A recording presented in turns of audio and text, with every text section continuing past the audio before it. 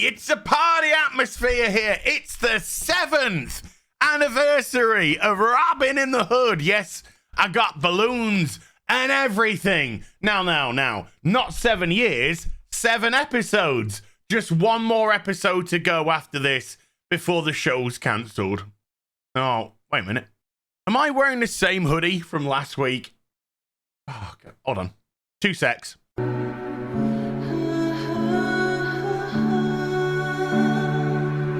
That's better. This week on Robyn in the Hood, the gang steal more money than Director X has stolen from the Canadian taxpayer.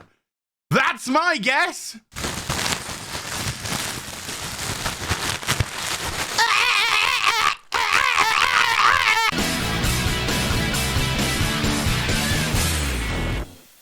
Previously on Robyn Hood, jobless scum steal, kidnap, assault, battery people because they want stuff that they have that they don't, because they refuse to work for a living, because they're lazy, jobless bar.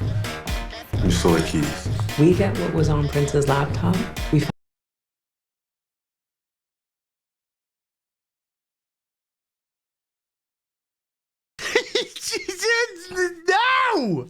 No! So, at the end of last week, they were arrested for breach of the peace, something like that. And then we start off this episode, and they're in Guantanamo Bay. They've got black hoods over their heads. There's ominous music. There's balaclavas on the police as they're being processed. Won't somebody think of the children? Projector X is desperate to play cosplay victim once again. Do racism against me, Daddy! Do racism against me! Wow. 2 minutes into the video, huh? Gonna be one of those episodes, is it? Oh no! Look who it is! It's the ghost of consequences for your own actions, bitch! How can they do this to us? All we've done is steal, assault, grievous bodily harm, break-in and entry, kidnap, assault with a deadly weapon, attempted potential murder, attempted potential manslaughter. But apart from that, what have we done? I've delivered 2 parcels in 7 episodes. I'm a victim. Meanwhile, what crimes has John Prince committed in the show so far? None. Absolutely none. His crime is he wants to buy their block of flats to get the scum out of Sherwood and Forest. I can't even with this absolute buffoon of a director. I cannot. This feels like something the Daily Wire would put out to own the libs, you know? We're doing a show about a bunch of complete and utter degenerate woke people who think they deserve anything, don't earn anything, and just want to steal off people who actually do hard work. I said do. Hard work for a living. And if you work hard for a living, then you need Advil insurance. Advil insurance is the only place that you could go to you get the drift. By the way, we're about 30 seconds into the show. We then cut to the sheriff that's putting her fingerprints all over the evidence. Jesus.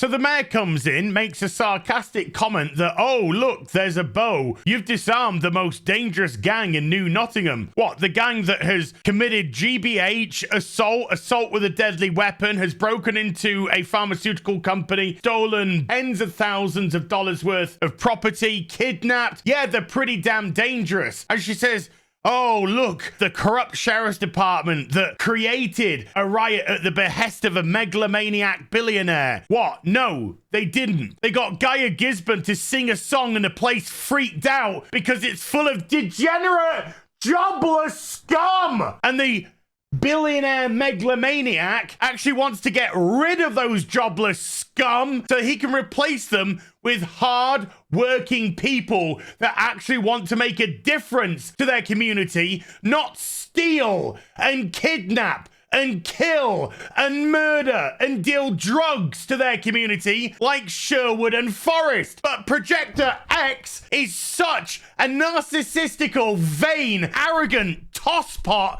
he doesn't even see that he's created the biggest pile of fucking dog shit imaginable because he's never had any hardship in his life whatsoever, and he's imagining how the little people feel when they are stuck in their blocks of flats without any money, something he cannot in any capacity relate to. And there is nothing whatsoever redeeming about any of his criminal hood gang scum. I feel like I could just end the video there, but that wouldn't be fair on you guys. I made a joke about a minute ago about them being taken to Guantanamo Bay, and then the mayor just says to the sheriff, I'm not going to allow you to use my resources to create a Gitmo.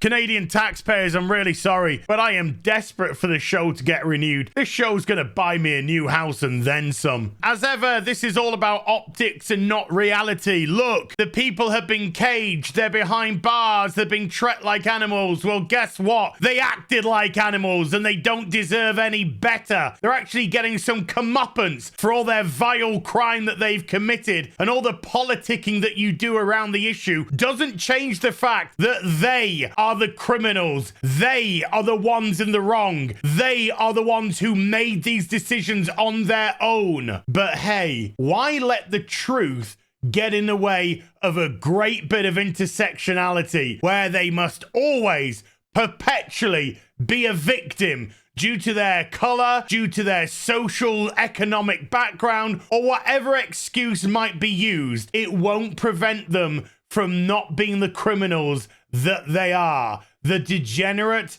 jobless scum that the show has portrayed them to be from the get-go. So Robyn says, as long as we stick together, we'll be okay.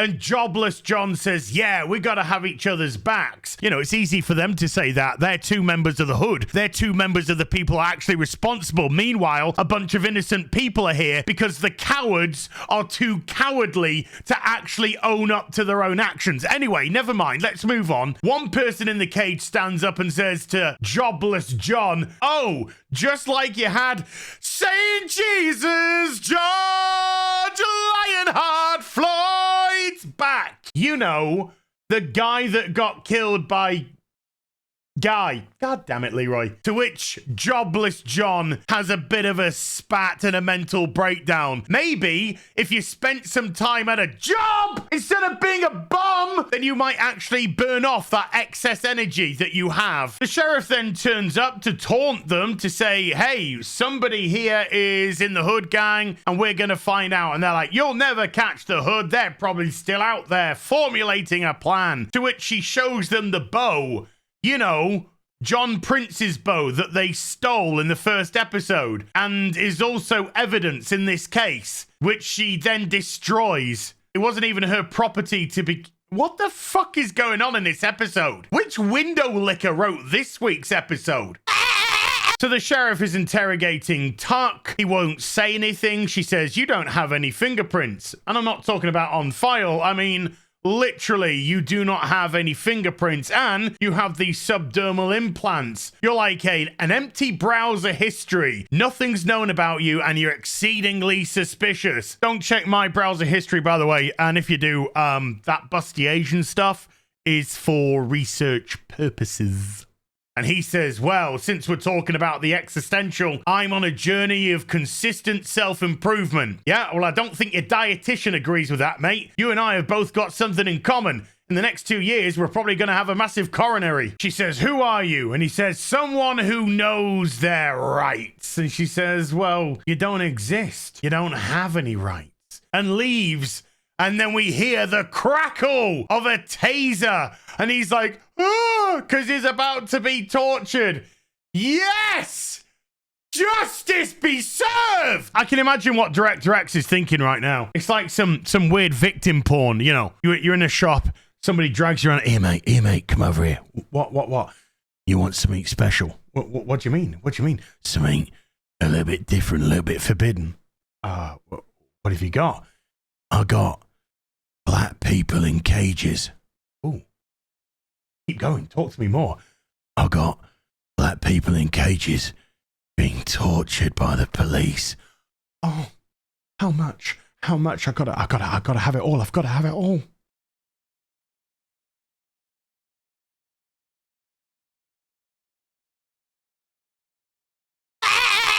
So the next time we see Tuck, he's being dragged back into the cages and all of his fingers have been bound up, which looks like they might have short-circuited the subdermal implants with the taser. And Jobless John says to him, breathe, breathe.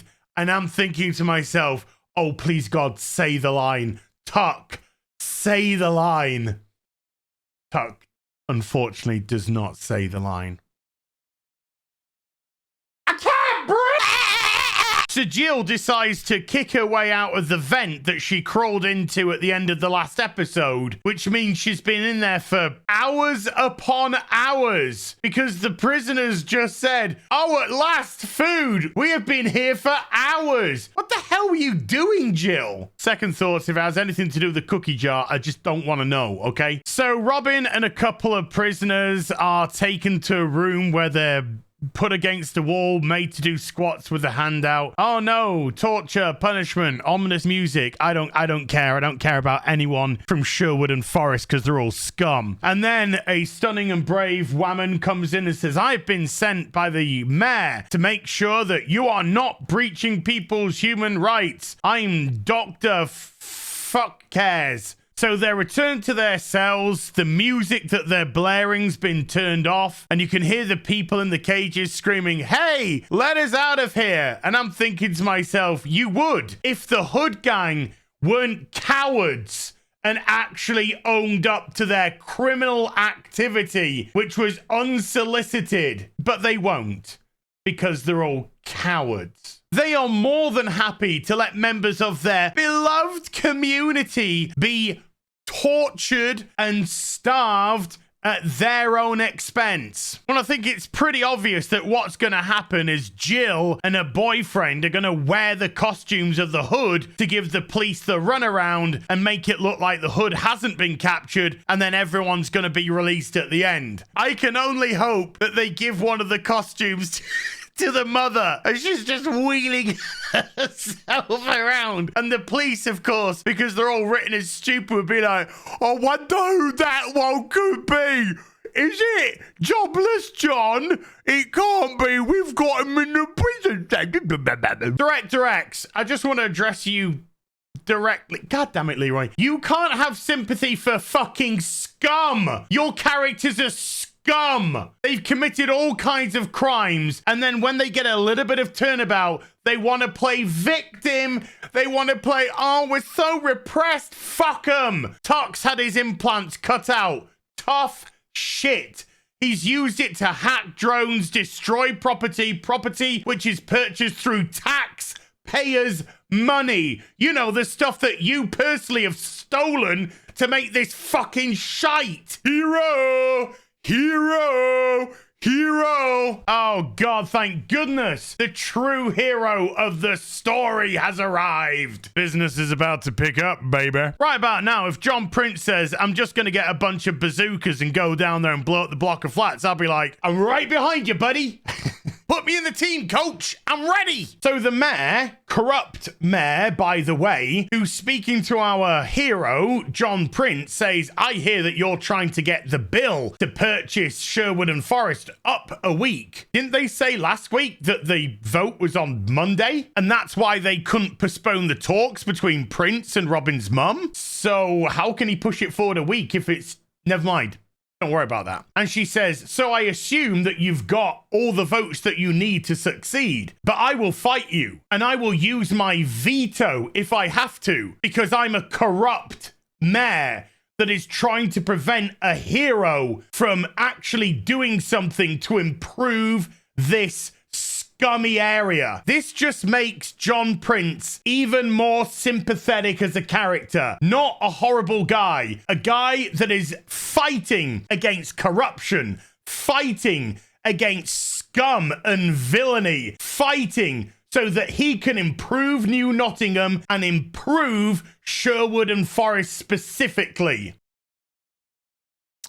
You have to possess an incredible level of dumb fuckery to think that he isn't anything but the hero of this story. So our hero, John Prince, goes to the side and picks up an item that the Hood haven't yet stolen, brings it back to the mayor and says, this is a torture device that was used on women that had relations with the devil. He says that, or it's either a very expensive sock stretcher that I paid too much money for. She says, I'm not so easily intimidated. And he replies with, well, this looks like a case of what my divorce lawyer would say, irreconcilable differences. And she storms off saying, you better drop Bill 221B Baker Street, or whatever it's called. And I'm just thinking to myself, how has the mayor done a complete 180? The corrupt mayor, the mayor that's been happy to receive John Prince's money for her campaigning, that he's not doing anything illegal, but we know the nudge, nudge, wink, wink. And then suddenly she's all, oh, I'm pro Sherwood and Forest. Is it because the mayor, if John Prince actually succeeds, would be shown up to be incompetent? That the mayor couldn't clean up the city, but a businessman with a vision and the legacy of his father, that legacy being to make New Nottingham great again, would absolutely reveal her incompetency as an elected official. And so this is for nothing other than optics. John Prince 2024. So we go back to the cages where the actress who plays the social worker is embarrassing herself every moment she opens her mouth and says one of her lines. Jesus fucking Christ. I know this is crowdfunded by the taxpayer of Canada, but can you at least hire people who can act? Because Robyn can't act, and fucking jobless John can't act, and this social worker can't act, and half the extras can't act. Alan, who's the most white bread person in the group, the most non-threatening person imaginable, at least tries to display some sort of range. Meanwhile, Robyn and jobless John...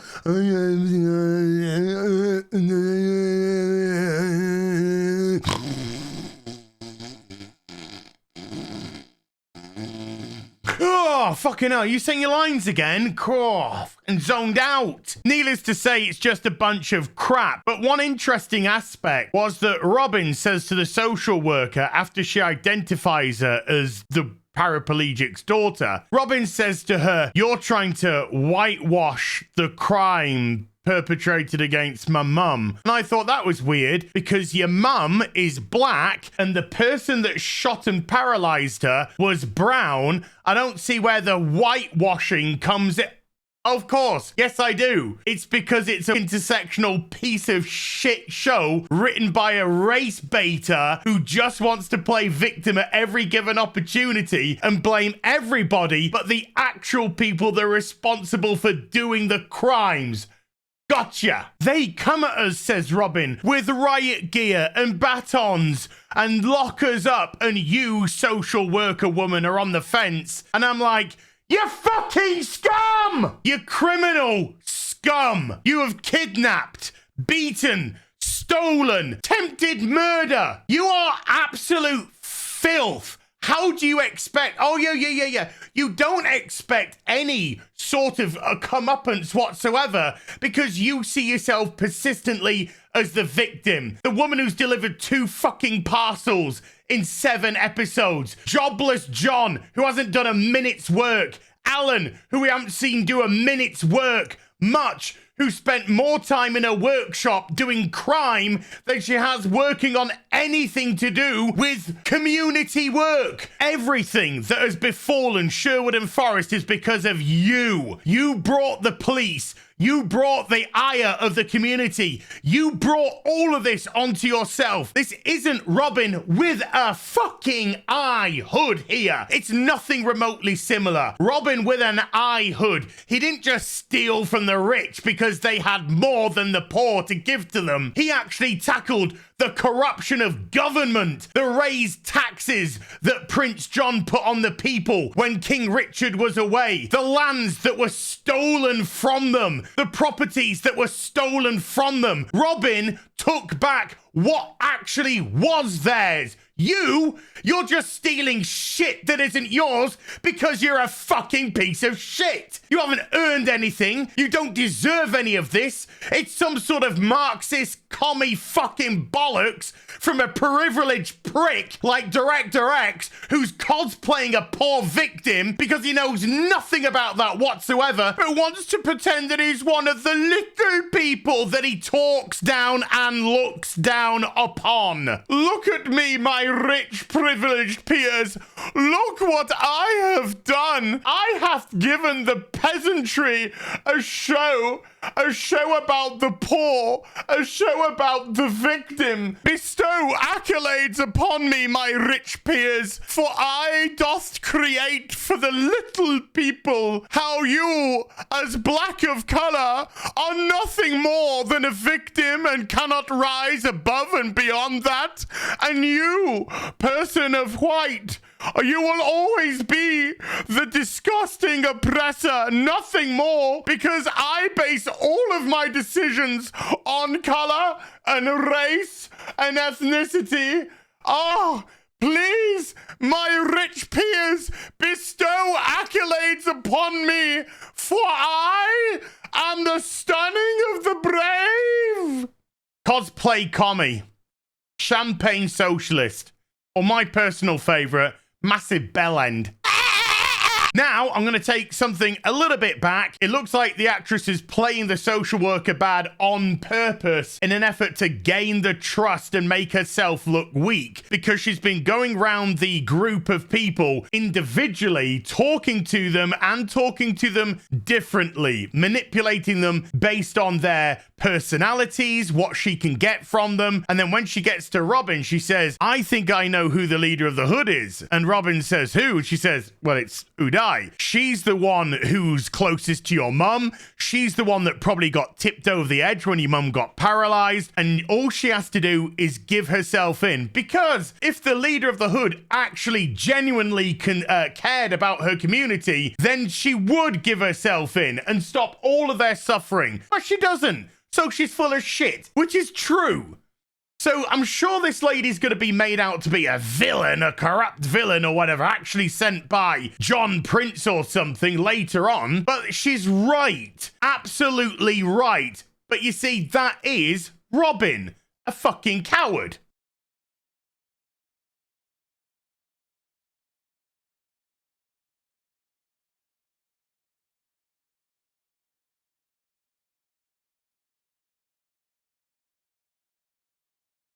So the kid is talking to the little sister, different father, two dads, of course, about where her mum is. She's down at town hall wheeling over people's legs or some shit. And he's hungry because he's a kid and he wants a cookie. So he goes to the cookie jar. The little sister tries to stop him, but he pulls out a handful of fucking condoms because everybody in this apartment is a massive whore. My family is so embarrassing, the little sister says. Yes. Yes, they are. They're also massive whores. And then the little sister says, I can't believe it. I am loving the little sister right now. She says, I'm tired of being the responsible one. And again, she's not wrong.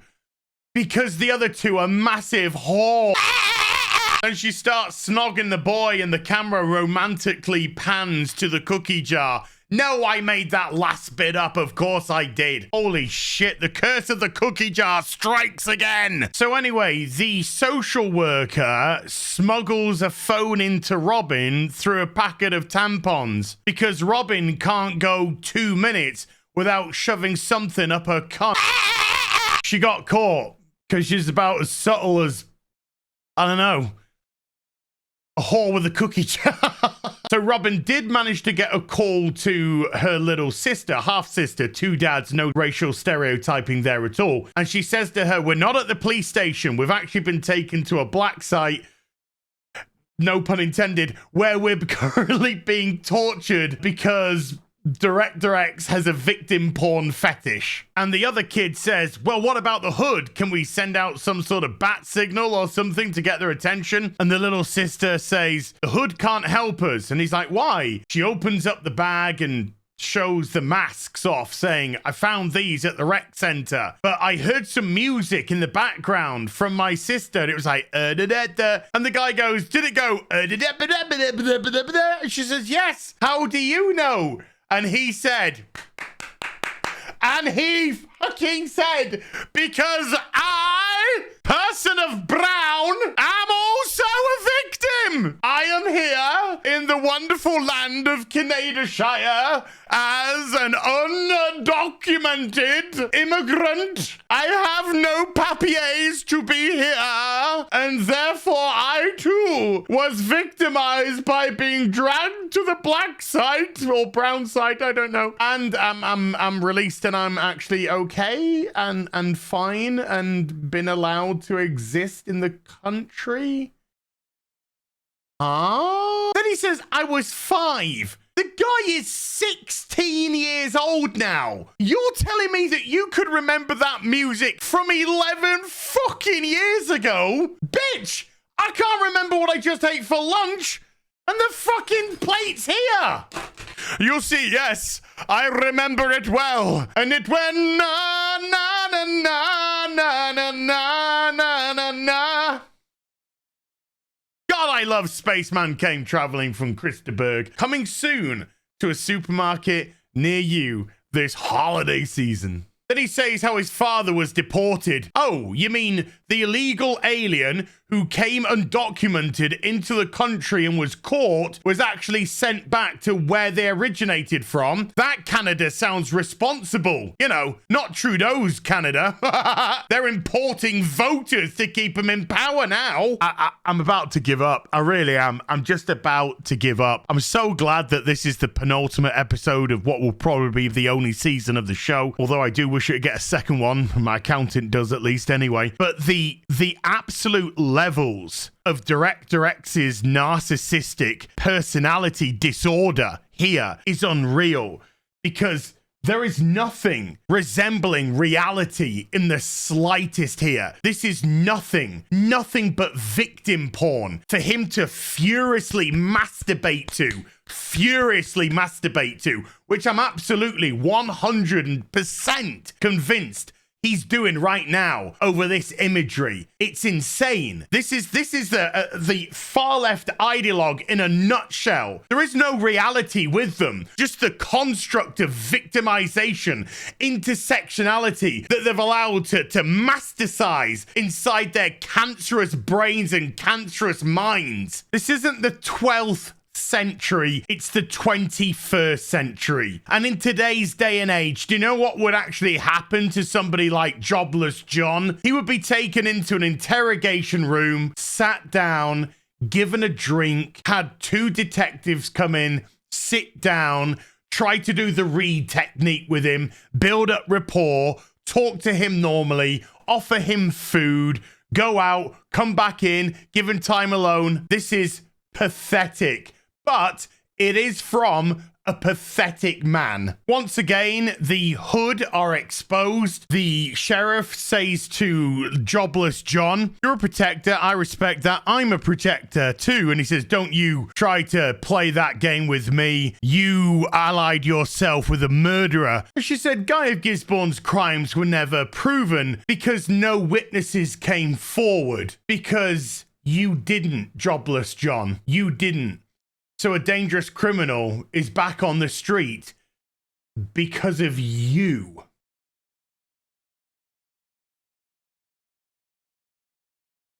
What the fuck am I watching? Oh. Jobless John got tased by a bunny rabbit. And the social worker turned out to be the bunny because, yes, she's the one that's been playing them all along.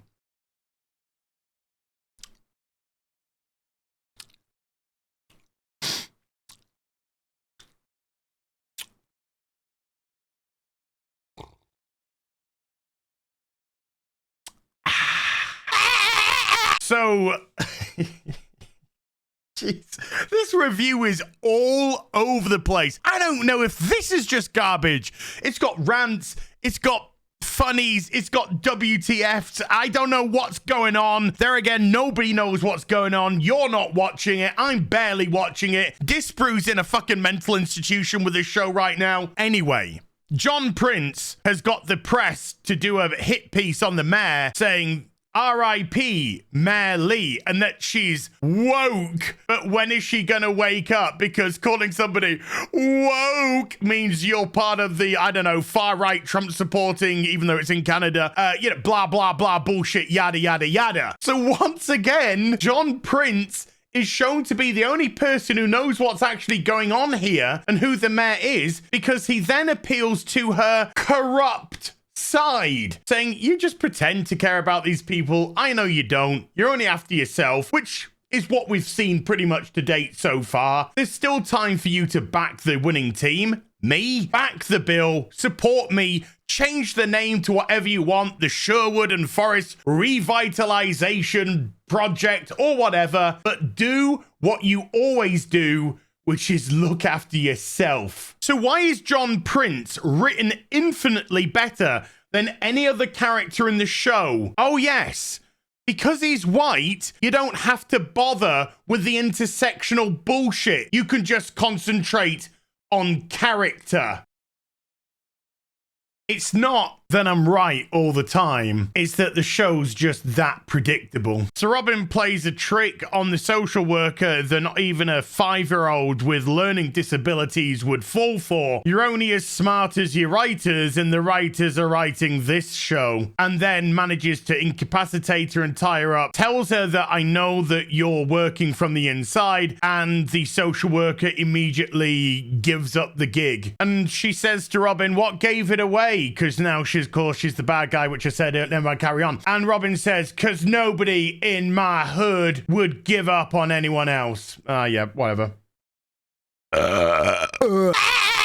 So the sheriff says to Jobless John, I'm getting bored of this game. And I'm just thinking to myself, bitch, you need to review this fucking show. Then you'll know what hell is. So Robyn dresses up in the bunny costume after she discovers it in the locker, goes and saves Jobless John, and then they go break out of the prison and put the bunny head on top of the sheriff. I don't care. I've given up on life. Please let this be over soon. When they get out of the black site, the 2 kids who are dressed in the hood outfits arrive to pick them up in a bus because the kid who was 5 years old when he was detained recalled not just the music, but exactly where the building was and where to go, even though it was a black site that he would have been taken to without knowledge of where it was. But this show's fucking shit! Where were all the other guards that were there, the ones that were processing them, the ones that were guarding them that have just vanished out? Just don't ask questions. Don't ask logical questions. Just eat the slop. Eat the direct slop. Just imagine what would have happened, Sheriff, if you legally detained them. Then they wouldn't be free now. So they go back home, where the police could just turn up and arrest them for escaping. Oh my God. What even is this shit? So after Robyn packs off her little sister with a boyfriend and says, you earned that. And I'm thinking to myself, coming from Robyn's mouth, that could mean absolutely anything. And then Jobless John comes round for a cookie. And I wasn't even joking. See you for the finale. The end of all next week. You take care. Bye for now.